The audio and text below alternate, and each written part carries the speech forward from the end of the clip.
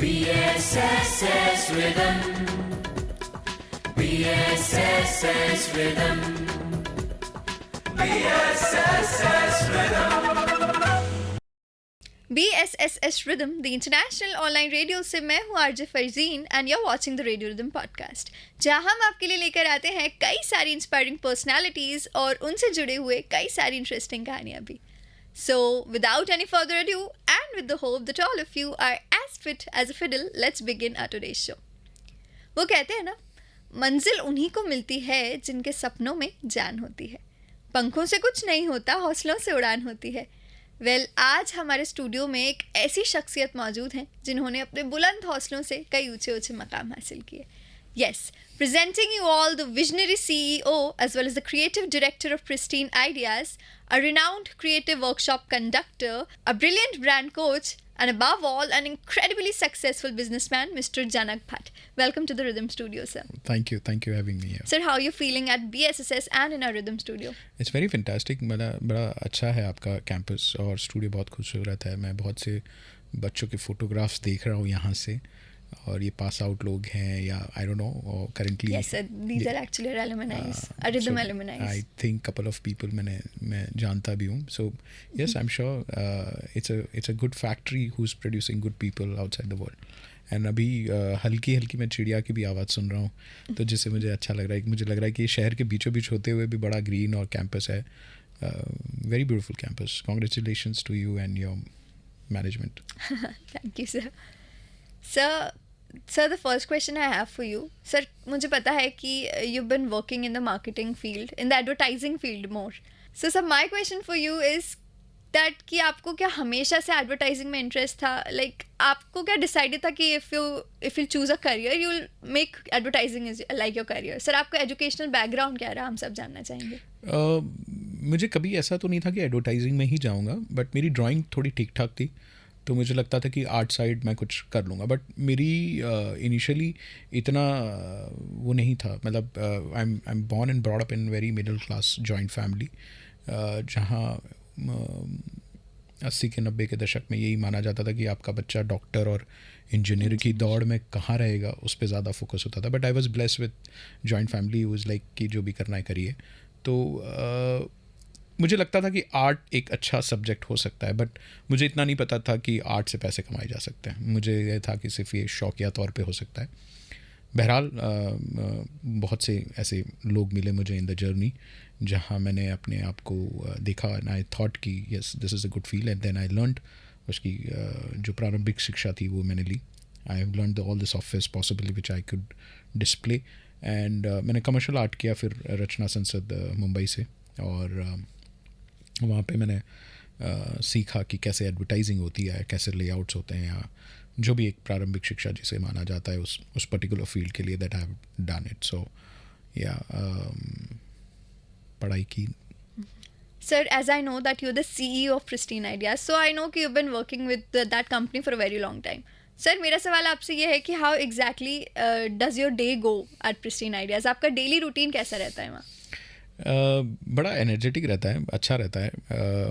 CEO के साथ साथ मेरे पर क्रिएटिव की ज़्यादा जिम्मेदारियां हैं, तो मुझे लगता है कि वो ज़्यादा फोकस करता हूँ मैं. बड़ा इंटरेस्टिंग लगता है मुझे. और overall as a advertising field ही मुझे इसलिए इंटरेस्टिंग लगता है क्योंकि सुबह आप मान लीजिए मसाला बेच रहे हैं, ठीक है, दोपहर आते आते आप स्कूल या यूनिवर्सिटी या किसी इस तरह की विज्ञापन में काम कर रहे हैं, शाम में आप एक डॉक्टर हैं, और लेट इन द इवनिंग आप कोई चिप्स या जूस या ड्रिंक्स बेच रहे हैं. तो इन सब के साथ अगर आप एब्सोल्युटली तो वो दिमाग उतना चलता रहता है कि what you doing for a brand which is who has hired you for a creative thinking. तो मुझे लगता है कि मैं राजा बाबू टाइप हूँ कि जो इंजीनियरिंग भी है, डॉक्टर भी है, और तो एडवर्टाइजिंग फील्ड मुझे ज़्यादा इसलिए अच्छा लगता है. और that's what my general routine is. Obviously there are some officials things which has to do lot of client meetings and understanding how we can grow as a company also, and how we can help a customer. And very interestingly in advertising also, I always believe our customer is customer's customer. So you have to think to down line. एक आपके customer का customer आपका customer है. You have to think about the ultimate customer Exactly. as So, well as the other customers Absolutely. as well. So that takes you so much, and आपका time या जो भी आप कहें वो मेरा काम है, तो that's how I spend my day in office or outside of the office. Sir, I don't think it's something which is hectic to you, because as you mentioned, you are an artistic person, like you mentioned earlier. So, sir, is this something like which you consider like a work, or you just enjoy doing it, or more, or both? Both. Sometimes you feel that it is too much.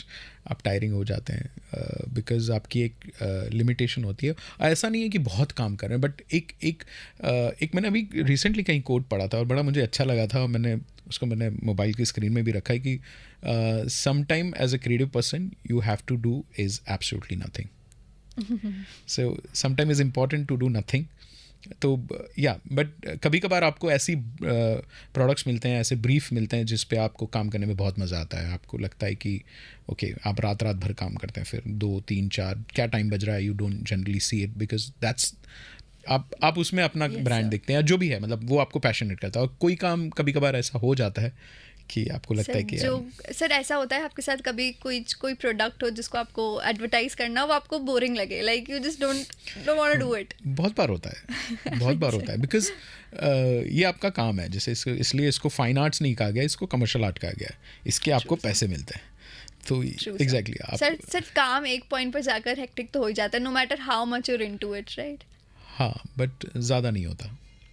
Yes, because you're passionate about it. No, because it's not about me. I think everybody. Are you a workaholic, sir? I am. That is why. I am. मुझे बहुत बार अब थोड़ा सा मैं away रहता हूँ, थोड़ा सा, बट यस वर्कaholic से ज़्यादा मुझे लगता है आई एम थिंकaholic. या सो वो इंजन चलता रहता है, तो वो आपको कहीं ना कहीं टायर्ड करता है, या एक बार आपको कहीं बोलता है कि okay stop now, because our brain is on rent, and it is very tough to give your client as a brain on a rent. And generally we do that. I mean, like, that's what we sell our skills or ideas. So your brain is on rent. So there is no shutter or lock on ki abhi 4 se 8 brain band hoga. No. If once his brief is inside your brain, you never know when it pops in. Correct, sir. Sir, as I know, you're also a brand coach. Sir, मेरा सवाल आपसे ये है, sir brand coach, like आपने brand coach बनने में आपको क्या इंस्पायर किया?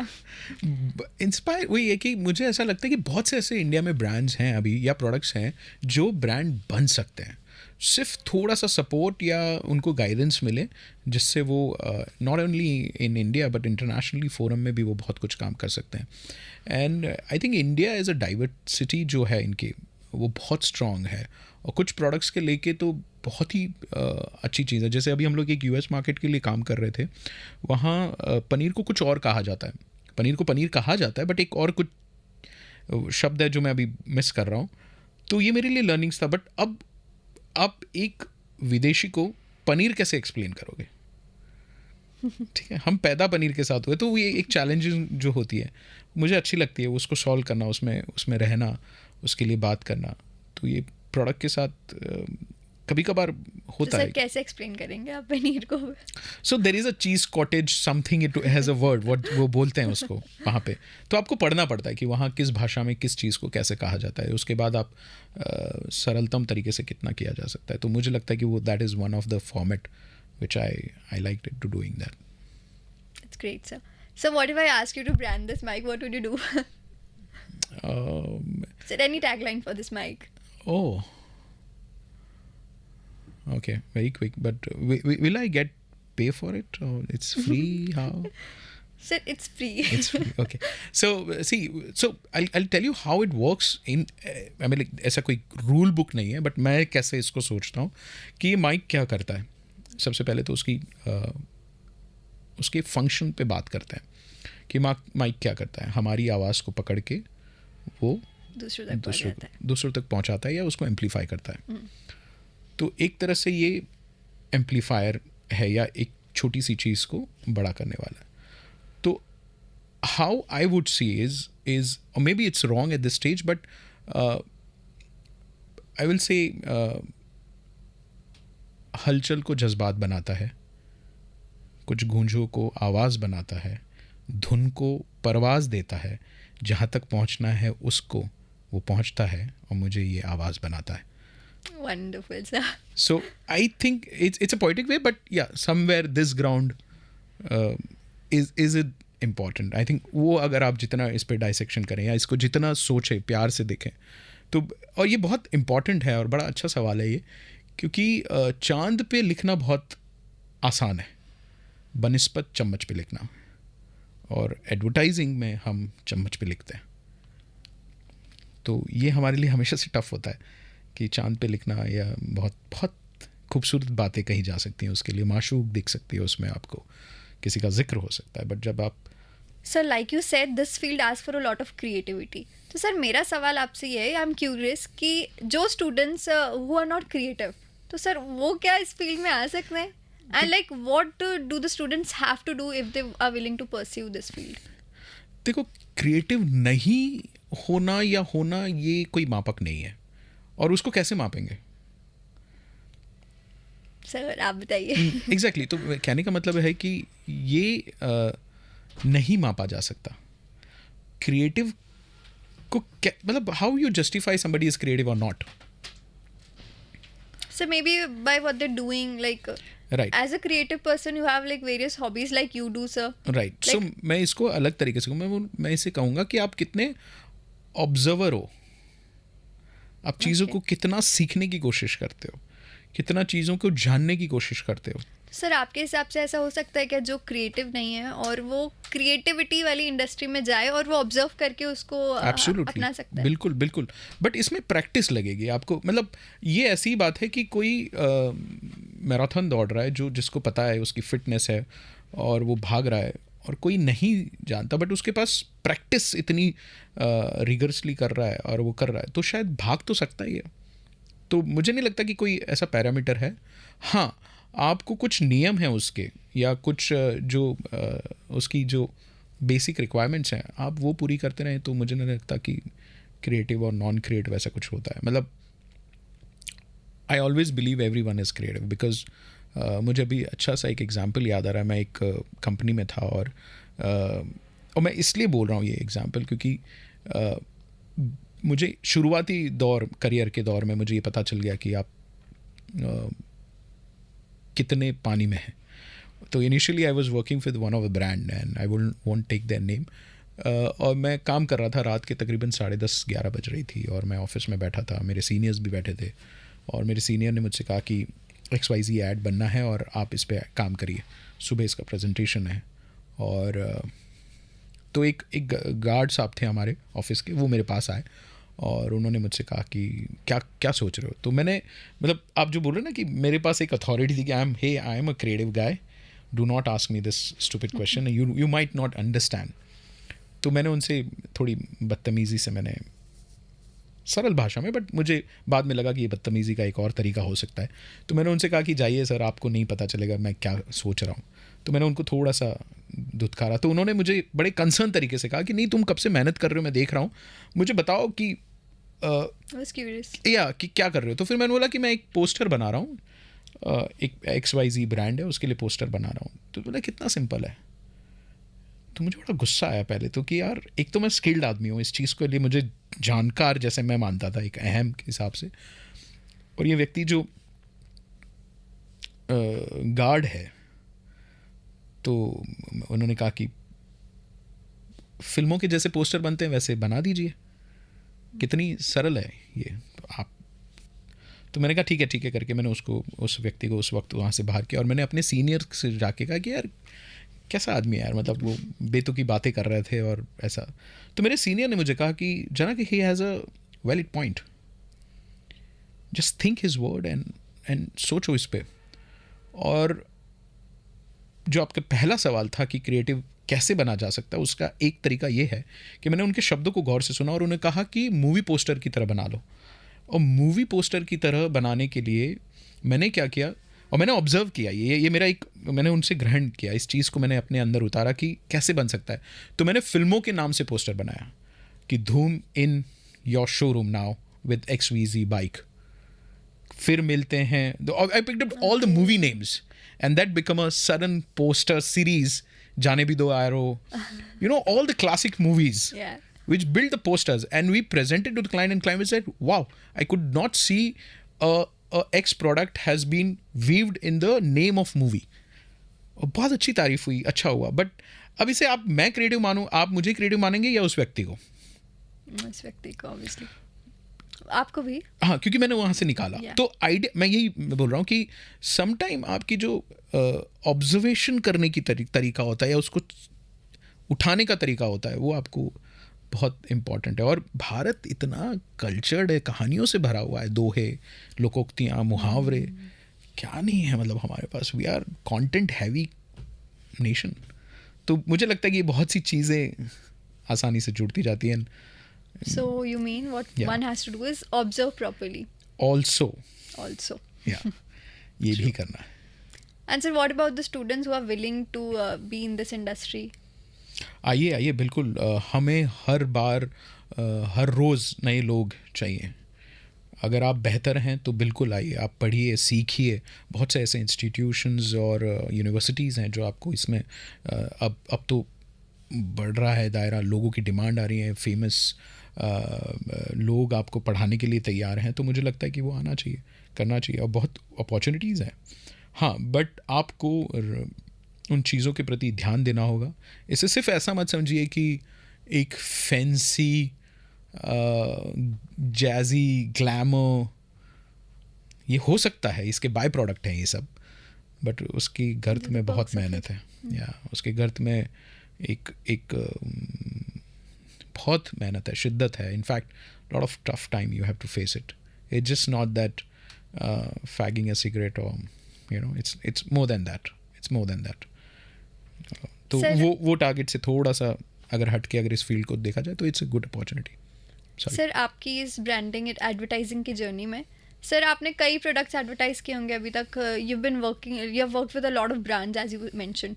सर माय क्वेश्चन इज कि सर इस जर्नी में आपको कई फेलियर्स भी मिले होंगे, तो sir how did you handle them?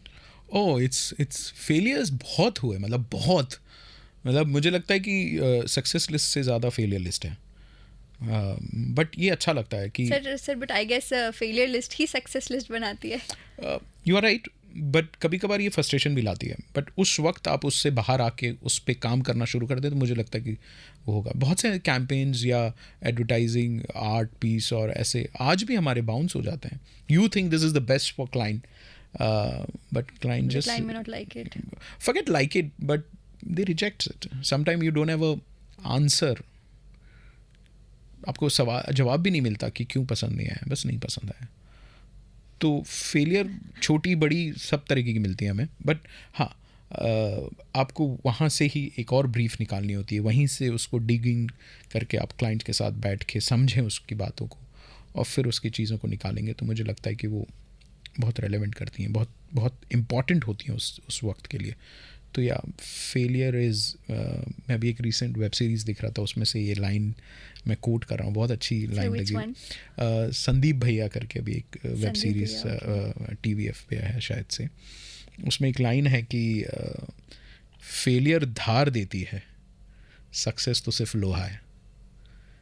Absolutely. तो मुझे बहुत, मैं को रिलेट करता हूँ उस चीज़ को कि आपको पैनापन जो लाती है वो शायद फेलियर लाता है. That's true. Sir, I also know that you're very much into filmmaking and poetry. Sir, मेरा सवाल आपसे ये है कि आप एक एडवर्टाइजिंग वाले बंदे हैं.